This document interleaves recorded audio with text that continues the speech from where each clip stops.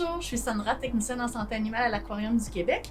Aujourd'hui, je suis en compagnie de Gustave, notre petit chouette rayé, qui est venu à la clinique pour qu'on lui fasse son examen.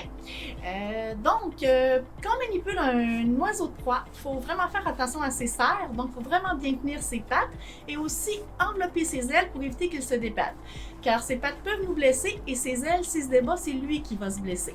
Donc, il faut vraiment bien le maintenir. Une fois qu'il est bien tenu en position, on peut commencer l'examen. On va commencer par vérifier au niveau du bréchet. On va aller voir son état de chair. On veut s'assurer qu'il y ait assez de gras pour passer l'hiver, pour être capable de pallier à la dépense énergétique qu'il va avoir pendant les grands froids. Ensuite, on va vérifier ses pattes.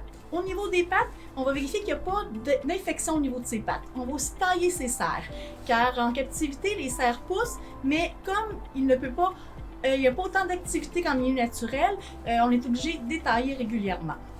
Par la suite, on va aussi vérifier ses ailes. Donc, on va étirer l'aile et on va s'assurer qu'au niveau de ses articulations, il n'y a pas de douleur. On va aussi vérifier sa peau, s'assurer qu'elle est belle et que ses plumes sont en bon état. Donc, on continue en mettant un stéthoscope au niveau de son cœur, car on veut écouter sa fréquence cardiaque ainsi que son rythme cardiaque. On veut s'assurer que tout est normal.